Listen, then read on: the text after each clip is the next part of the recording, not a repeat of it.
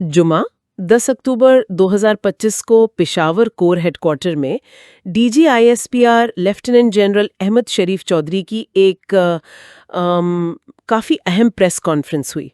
जी हाँ, बिल्कुल। आज हम इसी पर और जो खबरें और तज्जिए सामने आए हैं उन पर ज़रा तफसील से बात करेंगे। हमारे पास जियो, एक्सप्रेस ट्रिब्यून, उर्दू पॉइंट और दूसरे इदारों की रिपोर्ट्स हैं, APP भी है। और कुछ YouTube ट्रांसक्रिप्ट्स भी हैं, ISPR ऑफिशियल और ARY न्यूज़ के। बिल्कुल।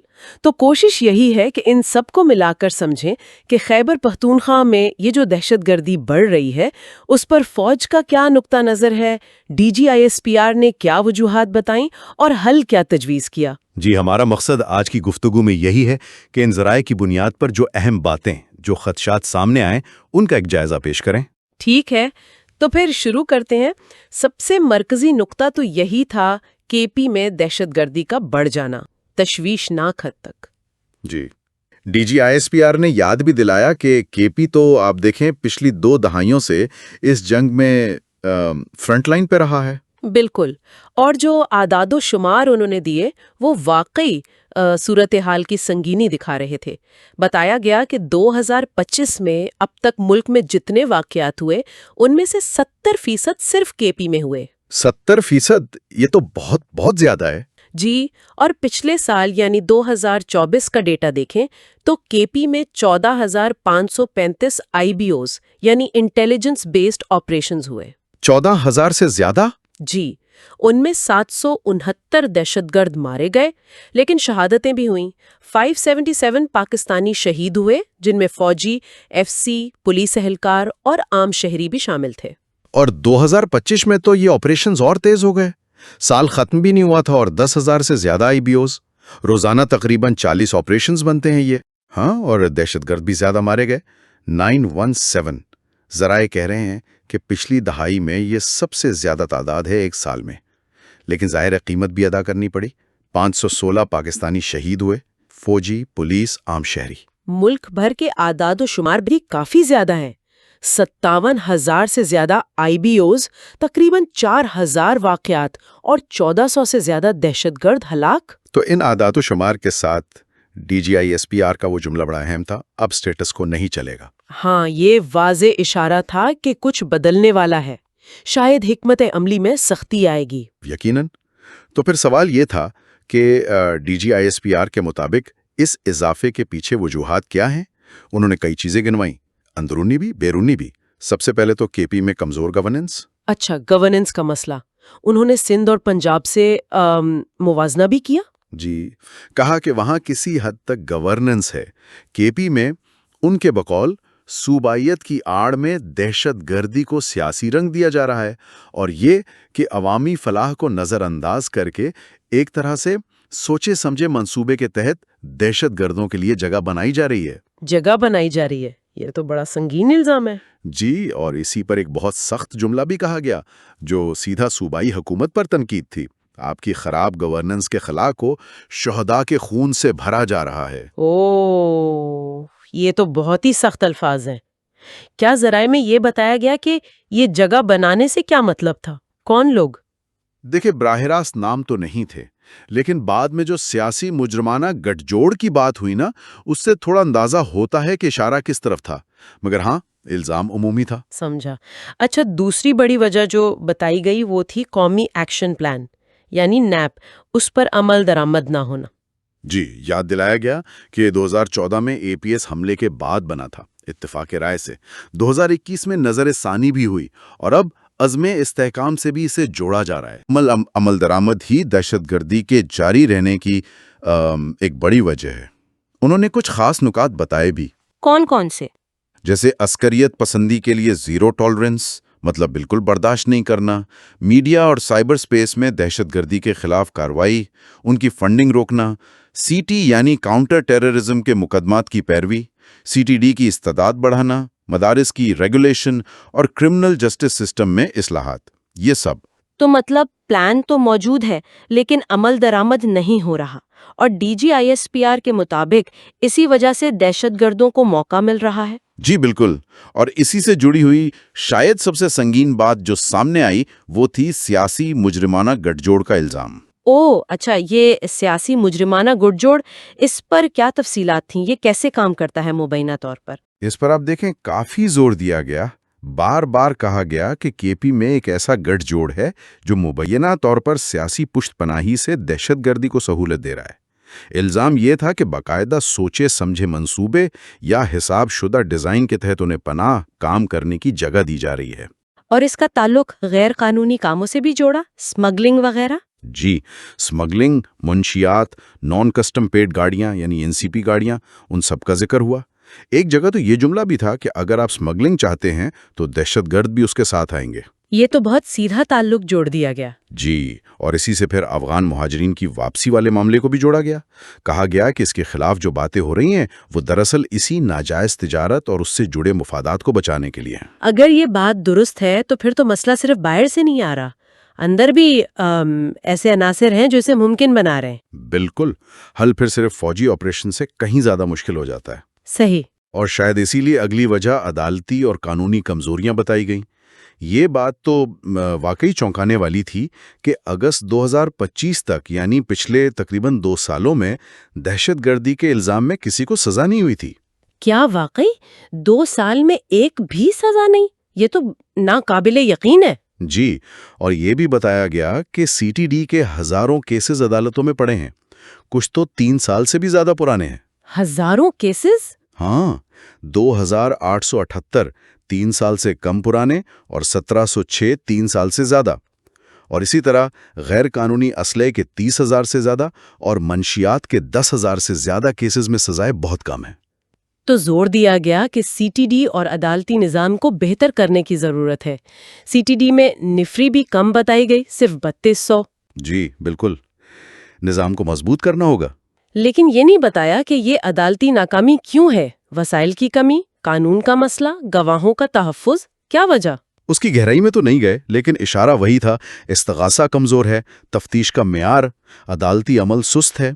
بنیادی بات یہی کہ سسٹم کو ٹھیک کرنا ہے۔ ٹھیک ہے، تو یہ تو ہو گئی اندرونی کمزوریاں، لیکن ظاہر ہے بیرونی عوامل کا ذکر بھی ہوا ہوگا، خاص طور پر پڑوسی ممالک۔ جی ہاں بالکل، افغانستان کا کردار تو بہت تفصیل سے زیر بحث آیا۔ DGISPR نے صاف کہا کہ افغانستان کو دہشت گرد، خاص طور پر TTP اور ان کے بقول بھارت کے حمایت یافتہ دوسرے گروہ خوارج کا لفظ استعمال کیا، ان کے لیے محفوظ پناہ گاہ اور بیس کے طور پر استعمال کیا جا رہا ہے۔ اور یہ بھی کہا کہ افغان حکومت یقین دہانیاں کرواتی ہے لیکن عمل نہیں ہوتا، اور ثبوت بھی دیے گئے ہیں۔ جی یہی کہا گیا کہ بار بار یقین دہانیوں کے باوجود افغان سرزمین استعمال ہو رہی ہے اور اس کے ثبوت بھی دیے۔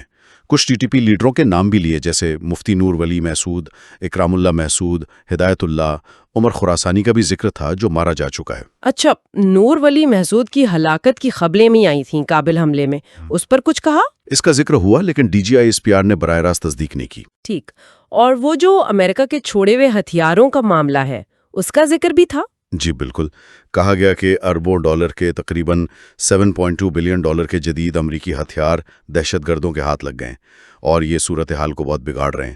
یہ بھی بتایا کہ اس پر امریکہ سے بات ہو رہی ہے۔ یہ تو بہت خطرناک بات ہے، پہلے سے مسئلہ تھا، اب یہ جدید ہتھیار بھی ان کے پاس؟ اور صرف ہتھیار نہیں، دہشت گردی میں ملوث افغان شہریوں کی تعداد بھی تشویشناک بتائی گئی۔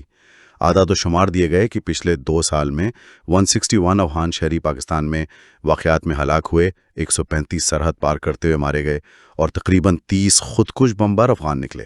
ایک رپورٹ میں تو یہ بھی تھا کہ TTP میں افغان شہریوں کی تعداد بڑھ رہی ہے۔ جی، اسی پس منظر میں پھر افغان مہاجرین کی واپسی کی بات ہوئی۔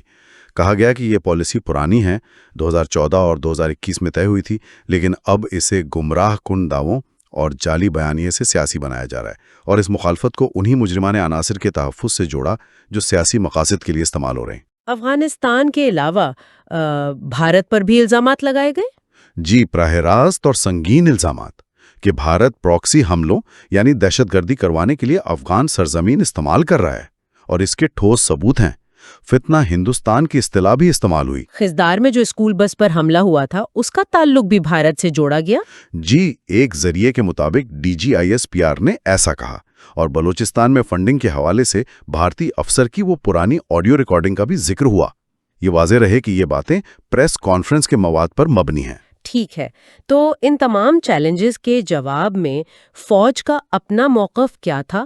کیا اقدامات بتائے گئے؟ جی سب سے پہلے تو عزم استحکام کے نام پر دہشت گردی کو ہر شکل میں ختم کرنے کا عزم دہرایا گیا اور اس کے ساتھ مذاکرات کا دروازہ سختی سے بند کر دیا گیا۔ وہ جملہ بڑا واضح تھا، ہم کس سے بات کریں؟ ان سے جو بچوں کے سر قلم کرتے ہیں۔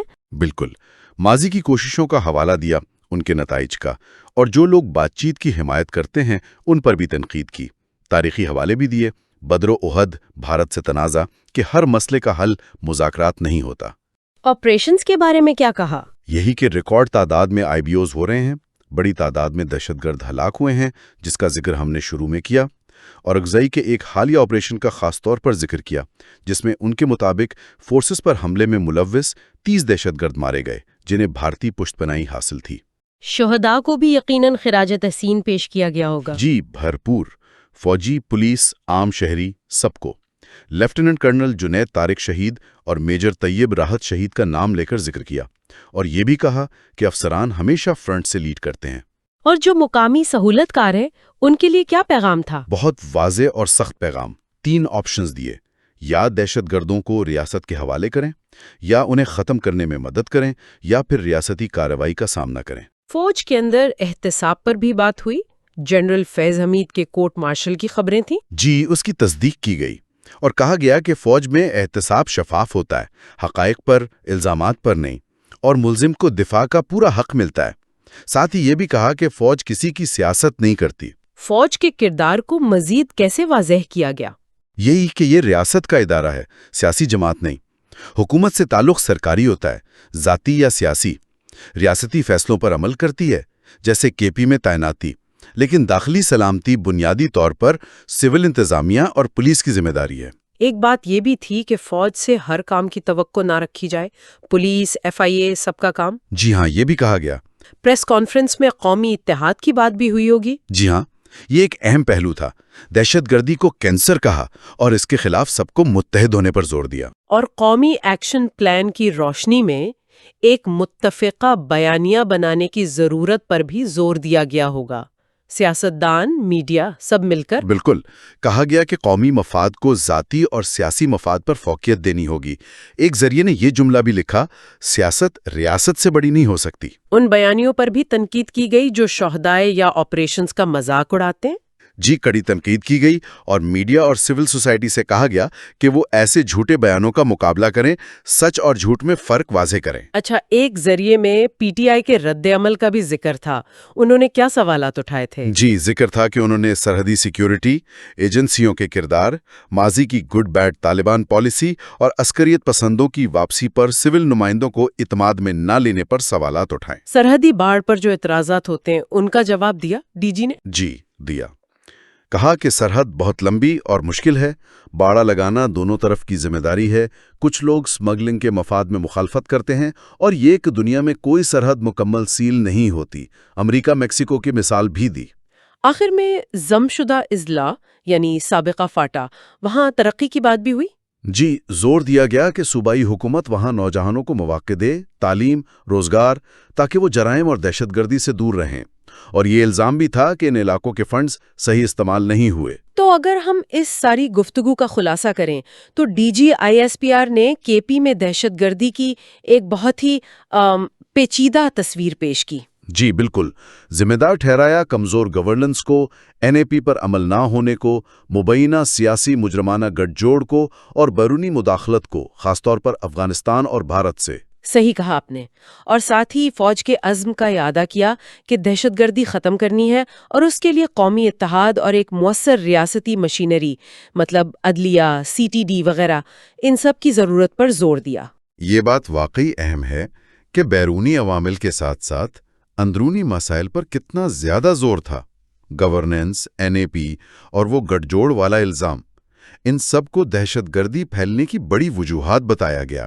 تو ان تمام ذرائع کو دیکھنے کے بعد ایک سوال ضرور ذہن میں آتا ہے جسے ہم اپنے سننے والوں کے لیے چھوڑ سکتے ہیں کہ وہ اس پر سوچیں۔ جی بالکل، وہ سوال یہ ہے کہ یہ جو اندرونی مسائل ہیں جن کی نشاندہی اتنی شدت سے کی گئی، حکومتی کمزوریاں، NAP کی ناکامی، یہ مبینہ گٹھ جوڑ، اگر ان کی جڑیں واقعی اتنی گہری ہیں تو پھر صرف فوجی کارروائیوں سے تو شاید دیر پا امن نہ آئے۔ ہاں، تو پھر ان اندرونی مسائل سے نمٹنے کے لیے وہ کون سے حقیقی ٹھوس عملی اقدامات ہیں جن کی ضرورت ہے؟ اور کیا ان پر عمل درآمد ممکن بھی ہے ہمارے سیاسی اور معاشی حالات کو دیکھتے ہوئے؟ یہ بہت بڑا چیلنج ہے جس پر واقعی سنجیدگی سے سوچنے کی ضرورت ہے۔